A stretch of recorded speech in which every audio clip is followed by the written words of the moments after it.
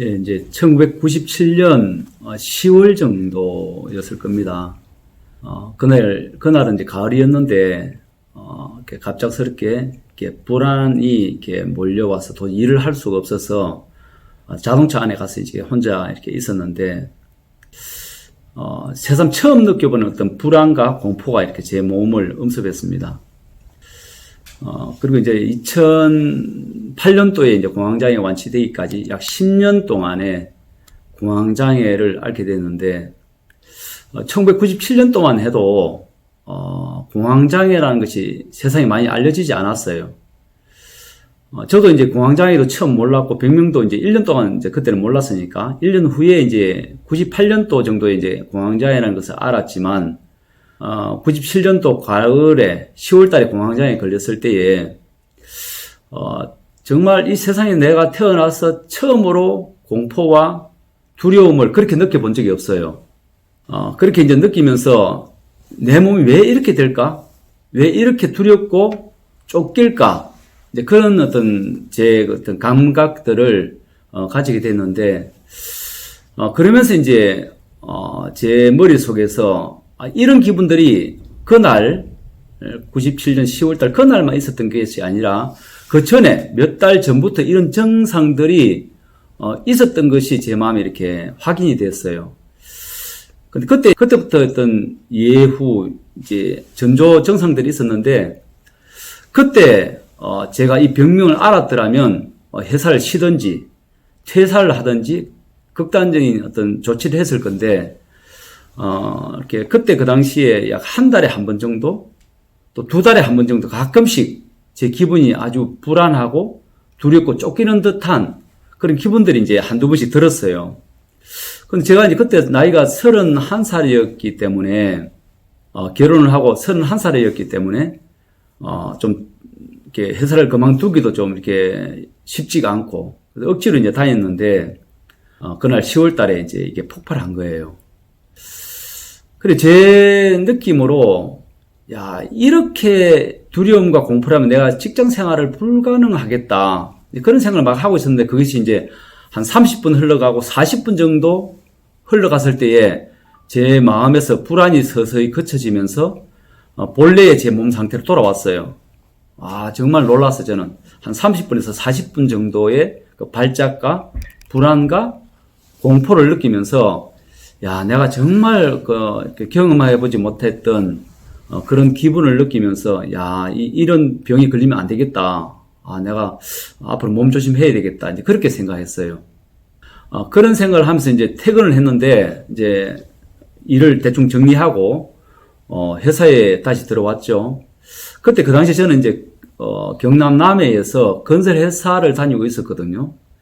건설 회사에 다니다 보니까 민원이 많고, 그 민원에 계속해서 쫓기다 보니까 가끔씩 좀 쉬고 싶고, 이 직업이 나하고 좀 맞지 않다는 것을 이제 몇 번 이렇게 제가 느꼈지만, 제가 배운 것이 이제 건설 쪽이다 보니까 이렇게 그만두기도 그렇고, 또 그만둘 수도 없는, 또 결혼까지 해서 이제, 그런 생활들이 있었기 때문에, 제 마음대로 그만둘 수가 없어서 이제, 떠밀리다시피, 몸은 좀 좋지 않았지만, 떠밀리다시피, 숙명처럼 그렇게 일을 이제 계속 했던 거예요. 그 일을 하다가 이제 그날 이제 그런 발작을 느끼고, 그 일을 대충 수습하고, 회사에 와가지고, 오늘 몸이 좀 안 좋아서 이제 집에 가야 되겠다고 이렇게 했는데, 집에 가려고 이제 사무실 문을 나섰는데 또 그 두려움이 이렇게 몰려왔어요. 이때까지 그런 일은 없었거든요. 그런 부분들이 이제 약했지만, 한 30분에서 40분 정도, 그런 시간들이 지났을 때는 본래의 내 몸대로 돌아갔었고, 또 한두 달 정도는 그런 증상이 없었기 때문에, 이러다 말겠지, 좋아지겠지, 이런 것들은 그냥 순간적인 것이고, 내 몸의 어떤 컨디션이 좀 좋지 않아서 이제 일어나는 것들이라 생각했지. 이렇게 같은 날, 반복적으로 일어날 것이라고 저는 생각을 못 했어요. 그래서 이제 그것을 빨리 마치고 집으로 급히 갔죠. 집으로 갔더니, 그게 계속 심해지는 거예요. 그래, 마침 이제 그 아내가, 이렇게 원래 간호사를 했었거든요. 이제 그 보건소에 이제 다녔던 이제 그런 사람이라, 야, 내가 마음이 좀 불안하고 두렵다. 낮에 이런 일이 있었는데, 이렇게 그냥 이렇게 지나가는 줄 알았는데 또 두렵고 또 이렇게 힘들다. 그럼 여보 이제 병원에 한번 갔으면 좋겠다. 그래 이제 마침 시간을 보니까 병원에 이제 마치기 직전이에요. 그래 마침 병원에 이제 쫓아갔더니 두렵고 무섭고 하여튼 힘들다 했더니 혈압 체크 뭐 몇 가지 기본적인 거 이렇게 조사하더니 아무 이상이 없다는 거예요. 그래 마치고 이제 집으로 다시 돌아왔는데 그날 밤에 다시 또 몇 번에 걸쳐서 발작이 일어나면서 1997년 가을 그때부터서 저희 공황장애는 이렇게 시작이 된 겁니다. 진짜 그 힘들어서 나는 그 사실 병원 물론 병원이 우리에게 해주는 일이 많지. 진짜 뭐 응급 환자나 이렇게 실성 급하게 불을 끄는 것은 뭐 현대의학을 따라올 수 없죠. 그렇지만 이렇게 이런 공황장애, 불안장애 이런 병들은 해줄 게 없어 사실은. 그날부터 이제 저희 공황장애는 제 삶의 일부처럼 이렇게 시작이 이렇게 되었어요. 그 뒷날도 이제 발작이 이렇게 파도 타기처럼 이렇게 오는 거예요. 그러면서 저는 이제 깊은 생각을 하게 됐죠. 그 전만 해도 몇 달에 걸쳐서 이런 불안과 두려움이 있었지만 그것은 30분이었고 또 40분이었고 또 약하게 오는 듯 하다가 없어졌고 이렇게 그런 시간이었기 때문에 나도 뭐 이렇게 내가 또 젊었기 때문에 금방 좋아질 거라고 생각했는데 이렇게 이제 강한 두려움과 공포가 연속되니까 정말 어떤 그 일을 할 수 없겠다 이제 그런 생각이 들었죠. 그러면서 이제 제 마음에 그때 아버지가 마침 이제 그 시골에 이렇게 뇌출혈로 중풍으로 이렇게 계셨기 때문에 혹시 내가 이러다가 불안과 공포와 스트레스가 연속되면 혈압이 올라가서 또 뇌출혈로 가는 게 아닌가 또 다른 또 걱정이 또 생겼어요. 그러다 보니까 이제 잠을 못 자게 되고 잠이 안 오고 그 병에 대해서 계속 끊임없이 이제 생각을 하는 거죠. 이것은 왜 두려울까? 왜 무서울까? 왜 쫓길까? 또 내가 이렇게 혈압이 올라가서 뇌출혈이 되면 어떻게 될까? 우리 가정은 어떻게 될까? 나는 병에서 나을까? 답이 없는 그 물음표의 어떤 연속. 그러니까 내 마음에 끊임없이 올라오는 그 물음의 연속이 계속 되는 거예요. 그러면서 이제 뭐 하루, 이틀, 사흘. 이제 뭐 보통 젊은 사람들 이제 뭐 이렇게 배탈 나고 감기 걸리면 열흘이고 뭐 보름이면 다 낫죠, 길어야. 저는 이제 자연적으로 나을 날짜만 좀 기다리고 있었죠. 이제 아내도 이제 걱정을 하고 하지만 내가 나이 31살이고 젊으니까 한 보름 있으면 나을 거야. 길어야 한 20일 정도 낫겠지. 그런데 이게 낫는 게 아니고 강도의 공황 발작의 횟수는 많아지고 강도는 계속 세지는 거예요. 정말 이런 뭐 대책도 없죠. 그래서 병원에 그때서부터 이제 병원에 조그만 남해니까 조그마한 의원에 또 조그마한 이제 종합병원에 이제 가기 시작했는데 가는 데마다 다 이상이 없다는 거예요. 뭐 혈압도 정상, 또 뭐 신경도 정상, 뭐 다 정상이라 하는데 약을 먹을까 했는데 무슨 병원에서 특별히 뭐 조제해 줄 만한 약이 없다는 거예요. 그러면서 이제 내가 이제 한 열흘, 보름, 20일 정도 지났을 때에 잠이 거의 이제 오지 않는 시기로 접어들더라고요. 그전에는 잠을 조금 잤어요. 그게 이제 한번 오고 나면 발작하고 나면 또 두세 시간 괜찮을 때도 있었고 그러면서 낫겠지 뭐 이런 생각도 있었기 때문에 잠도 잤는데 한 20일 넘어서고 나서는 이제 불면이 오기 시작했어. 불면이 온 이유는 이제 불안이 연속되니까 또 공황의 발작이 파도 타게 하는 것처럼 이렇게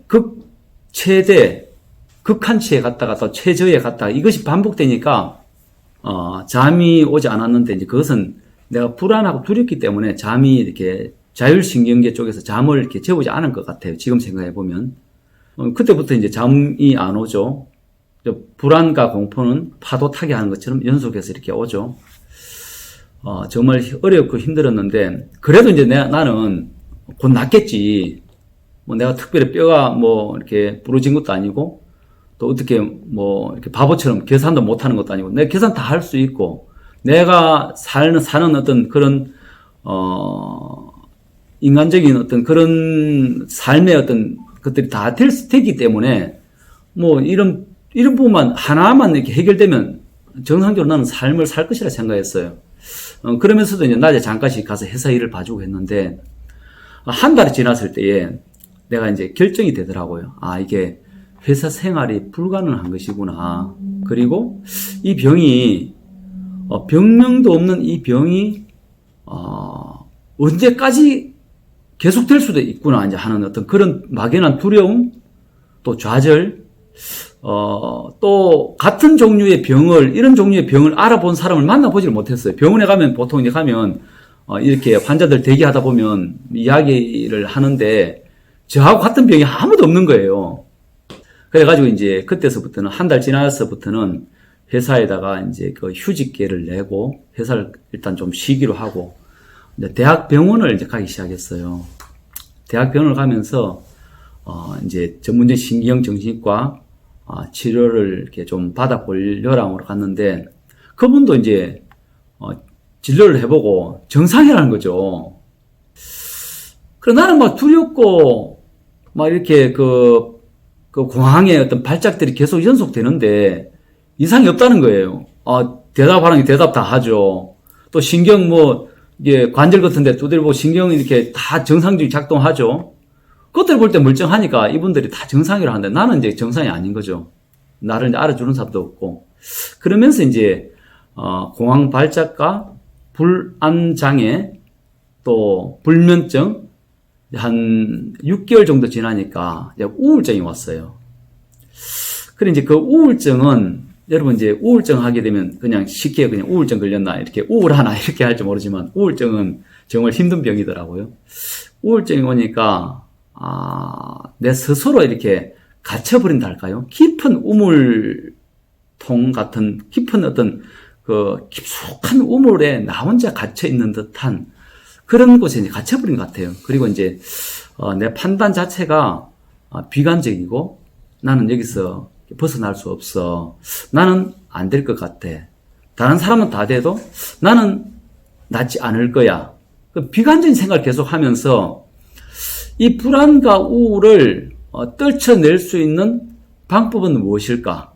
그 생각을 하게 됐어요. 이제 회사도 안 가고 늘 집에 있으니까 남한테 피해를 안 주고 내 스스로 이것을 깨끗하게 해결할 수 있는 방법은 무엇일까?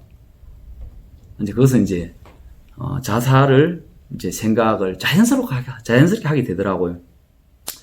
그러면서 극단적인 선택을 이제 방법을 선택을 이렇게 하게 됐는데, 제 마음에 그렇게 참, 그날 새벽에, 혼자 이렇게 나이롱주를 준비해가지고 깊은 산속에 들어갔는데, 그렇게 눈물이 많이 나더라고요.